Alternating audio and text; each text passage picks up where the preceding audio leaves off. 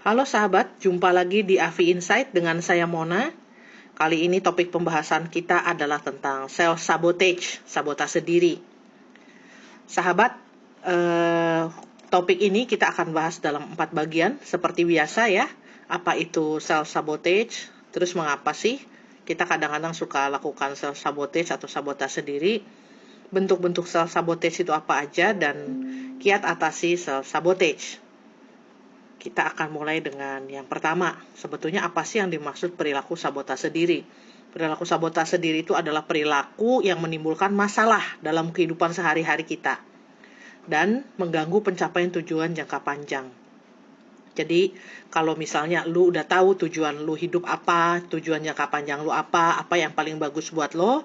Nah, perilaku sabotase diri adalah ketika lu melakukan perilaku apapun itu yang bikin terancam pencapaian tujuan jangka panjang lu dan bahkan bikin masalah dalam hidup lu, gitu ya. Jadi dia berdampak negatif sama hidup lu.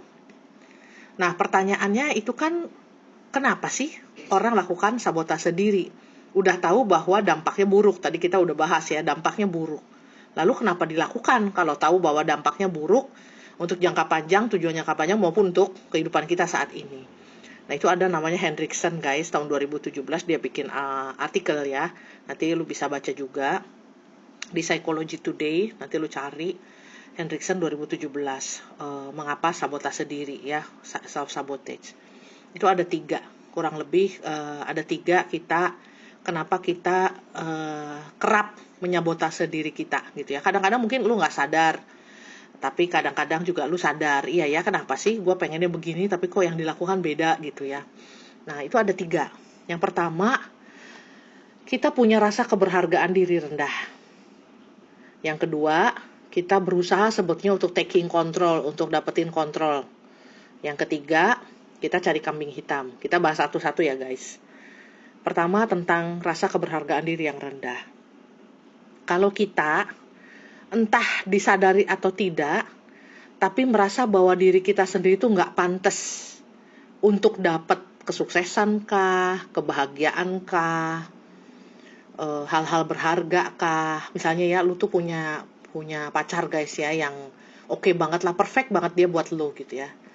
Nggak ada lah yang bisa lebih bagus dari itu gitu yang lu dapet gitu ya. Tapi lu dalam hati tuh bilang, sebetulnya gue tuh nggak layak, gue tuh nggak pantas, dia tuh kebagusan buat gue. Nah, itu pada waktu itu berarti lu lagi nggak bagus keberhargaan diri lu.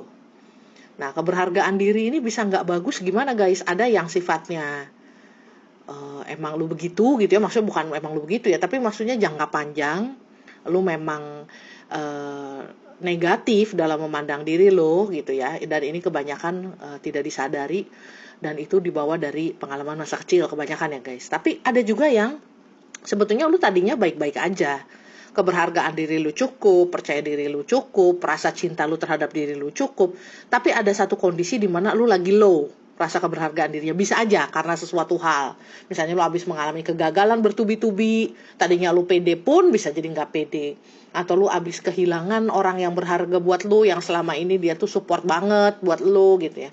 Nah, itu bisa guys bikin kita jadi keberhargaan diri kita gitu ya, bagaimana kita memandang diri kita tuh gak bagus. Terutama juga kalau ada rasa bersalah guys, rasa bersalah yang begitu hebat, misalnya terhadap orang lain maupun terhadap diri lu sendiri.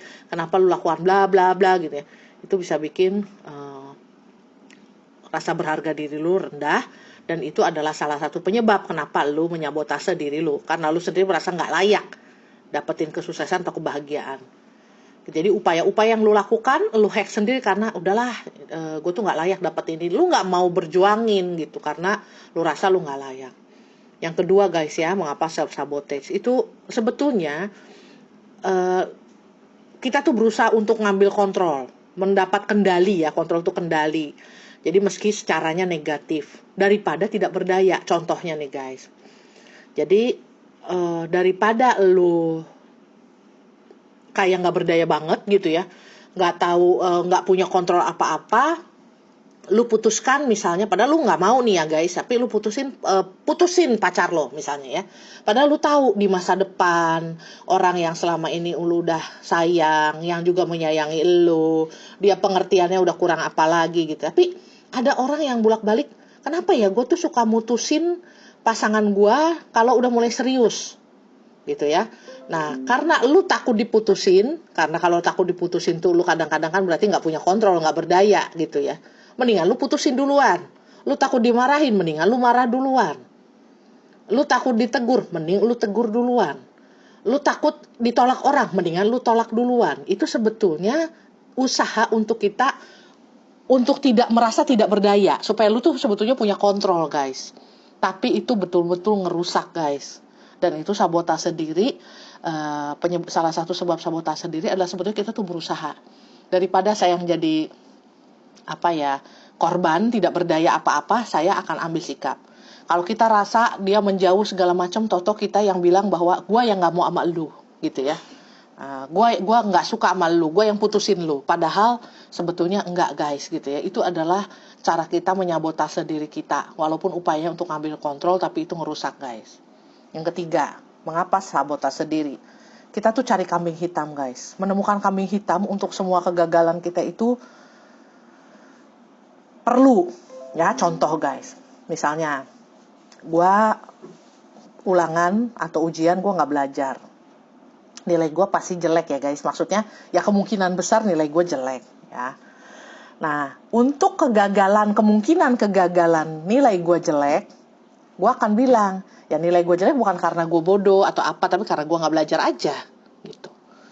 Cari kambing hitam, gitu. Atau gue nggak dapet nilai jelek karena guru gue atau dosen gue sentimen sama gue, gitu. Gue gagal dalam hubungan gue tidak setia pada pasangan gue, abis dianya kurang perhatian sih sama gue. Itu adalah sabotase diri, guys. Ya, yang bikin lu tidak ambil tanggung jawab penuh terhadap keputusan-keputusan lu, dan lu memberikan excuse untuk diri lu gagal. Adalah dengan cari kambing hitam. Gitu. Nah, jadi memang kerasa aneh, kenapa sih kita lakukan ini, tapi ada alasannya, guys, kenapa kita sabotase diri. Hanya ada yang disadari, banyak juga yang tidak disadari. Itu kayak mekanisme otomatis gitu, guys. Nah, ini mungkin dengan kita ngobrol gini, lu bisa jadi waspada, guys. Paling nggak lu lihat, ini diri gue lagi sabotase karena apa nih, gitu ya. Nah, next kita bahas bentuk-bentuk sabotase diri, guys. Ya, ada 3 besar, guys. Ini pernah kita bahas juga salah satunya di topik tentang kemalasan. Bentuk sabotase diri itu ada 3. Procrastination atau penundaan, lu nunda-nunda kerjaan gitu ya. Lalu addiction, kecanduan, itu adalah bentuk sabotase diri. Yang ketiga self-injury, lu menyakiti diri. Nah, kalau procrastination, penundaan tuh lu cenderung sabotase diri itu dengan cara nunda. Apa yang padahal sebetulnya lu harus penting lu lakukan, lu tidak mau. Lu tunda, mungkin lu beralasan gitu ya dengan, gue mau lakukan ini, itu sebetulnya hal yang lebih receh gitu, guys, yang nggak terlalu penting, tapi lu mengorbankan yang penting untuk hal nggak penting. Lu lakukan hal-hal menunda sampai akhirnya itu genting, sampai akhirnya itu nggak bisa ditunda lagi gitu ya. Tapi itu adalah penundaan itu adalah bentuk sabotase diri. Yang kedua, kecanduan, guys. Addiction dengan segala bentuknya, mau porn, seks, gadget, game, drugs, pokoknya ada kata addiction ya, apapun, judi ya, alkohol, smoking misalnya. Nah, itu kalau berlebihan dan di mana lu ada adiksi di situ, itu adalah bentuk sabotase diri. Lu tahu bahwa itu tidak baik buat lu, kebiasaan-kebiasaan itu, zat-zat itu, tapi lu nggak bisa lepasin. Lu terikat. Nah, itu adiksi ya, guys ya. Lalu yang ketiga, self-injury. Lu tahu bahwa kalau cutting, lu jedot-jedotin kepala, itu lu beresiko. Lu tahu gitu. Tapi tetap lu nggak bisa ketika lu kesakitan, lu nyeri, lu kehilangan, lu sangat sedih. Pengennya kepikirannya itu, apakah cutting kah? Apakah gitu ya. Nah, itu adalah bentuk sabotase diri yang dalam jangka pendek maupun jangka panjang sebetulnya itu membawa masalah buat lu gitu ya.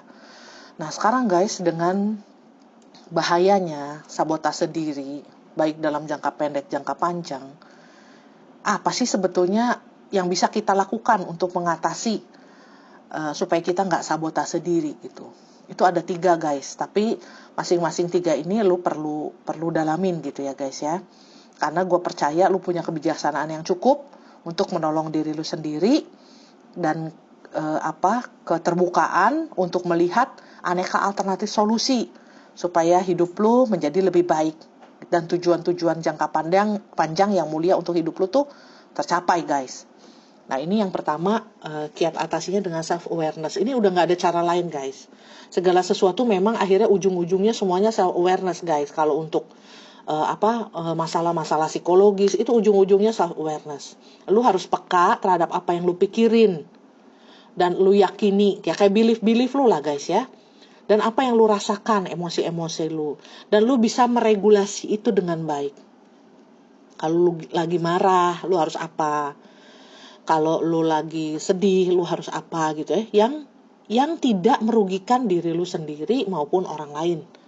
Gitu. Nah, jadi itu adalah self awareness. Lu harus punya gimana sih metode lu mencharging diri lu supaya lu refresh lagi kalau lu lagi suntuk, lu lagi down. Gimana ngecharge-nya? Terus lu harus punya model juga atau bagaimana caranya supaya lu kalau lagi down, lagi stres banget, lu bisa mengendalikan diri lu misalnya ya. Nah, itu adalah ada di self awareness. Yang kedua, masalah tentang self sabotage itu berkaitan dengan motivasi guys. Penting banget lu menemukan kembali tujuan-tujuan dan dari hidup lu. Apa sih yang penting-penting untuk lu capai? Kalau perlu tujuan jangka panjangnya apa, terus lu bikin breakdown dalam bentuk milestone. Jadi tahap pertama apa? Ada batu pijakannya. Tahap kedua apa? Sehingga lu tidak kehilangan arah guys. Gitu ya. Jadi goals itu lu tetapin jangka panjang maupun milestone-milestone-nya, jejak-jejaknya lu tetapin. Di tahap ini lu mau gimana, di tahap ini gimana. Dan itu hak lu, itu hidup lu guys gitu ya. Dan baik sekali dalam motivasi lu juga menyadari nilai-nilai yang penting buat diri lu. Kalau lu nggak nyadari nilai apa yang penting buat diri lu akan anggap nilai-nilai orang lain tuh yang penting atau yang keren gitu ya. Padahal mungkin itu bukan nilai lu, itu nilainya orang lain. Lu lihat aja apa yang penting buat lu gitu. Itu tentang motivation ya guys. Yang ketiga tentang positive habit. Lu perlu membangun kebiasaan hidup yang sehat. Yang sehat itu artinya seimbang guys, gitu ya. Nggak kelebihan, nggak kekurangan. Baik secara fisik, psikologis, sosial, dan spiritual eksistensial. Lu bikin aja guys. Dari 24 jam hidup lu jangan melulu lihat yang fisik, kapan lu fitness, kapan lu harus diet makanan apa gitu ya. Tapi juga lihat yang bukan fisik guys. Ya, secara psikologis, isi pikiran lu, apa yang lu rasa, apa yang lu mau gitu ya guys. Lalu secara sosial, relasi lu dengan pasangan lu, dengan keluarga lu, dengan teman-teman lu gitu ya. Coba dicek. Lalu spiritual eksistensial itu juga sangat menentukan guys. Bagaimana lu melihat diri lu sebagai bagian dari semesta yang besar ini dan pencipta gitu ya. Dan bagaimana relasi lu dengan semesta. Nah itu kira-kira guys yang bisa gue sharing tentang self-sabotage. Semoga lu makin happy ya guys dan semakin berkurang untuk sabotase diri. Dan selamat mencintai, selamat berkarya. Saya Mona Sugianto, MC Psikolog. Sampai jumpa di Avi Insight berikutnya.